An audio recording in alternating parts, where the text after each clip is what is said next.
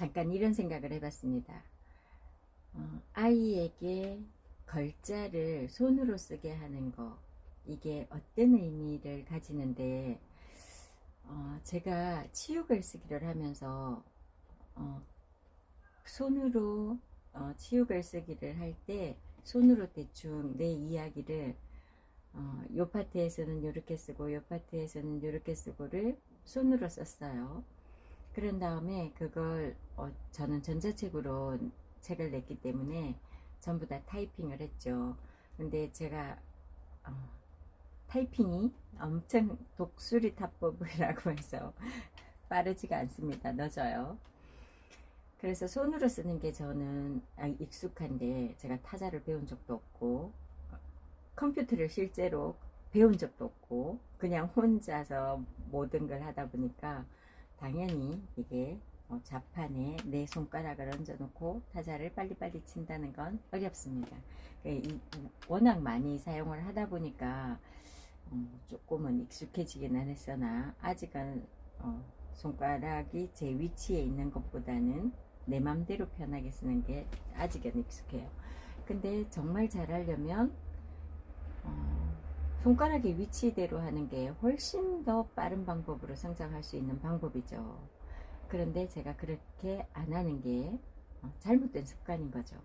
이렇게 아이들에게도 글자를 처음 가르쳐 줄 때, 그때부터 어떻게 글자를 쓰는지를 가르쳐 주는 게 정말 중요하다고 생각합니다.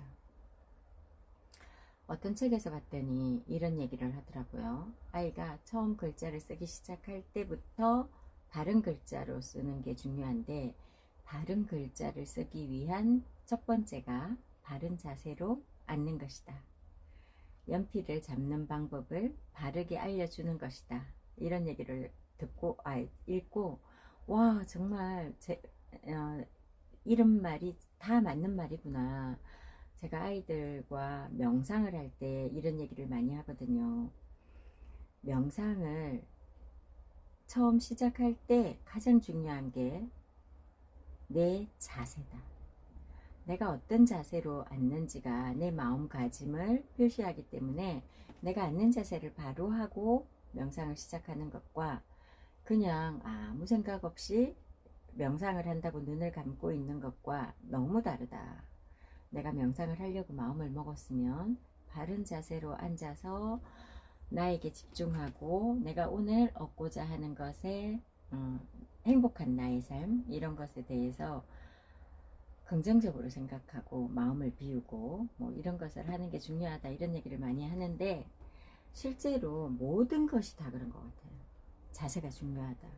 이게 우리의 몸과 마음이 분리되어 있지 않고 하나기 때문이 아닐까 싶습니다. 어렸을 때부터 글씨를 쓰는 연습을 잘한 친구들이 나중에도 글자를 잘 쓰는, 사실 뭐 안 그런 친구들도 있죠. 중간에 어렸을 땐 글씨를 잘 못 썼으나 뭐 나중에 잘 쓰게 되는, 명필이 되는 경우도 있죠. 그런데 대부분이 어렸을 때, 저도 마찬가지로 아이들이 글자를 쓰는 걸 보면, 와, 한번 너무 이렇게 반듯반듯하게 예쁘게 쓴 글자를 보면, 와, 너무 이쁘다 그러면서 아이를 한번 쳐다보게 됩니다. 이게 모든 사람이 그렇지 않을까 싶어요. 그리고 마찬가지로 너무 무슨 글자인지도 모르게 쓴 글자 있죠. 이런 글자를 보면 그때도 그 아이를 보게 되죠. 얘 왜 이렇게 글자를 썼지? 이런. 근데 그런 것들이 친구들도 그렇다고 하더라고요.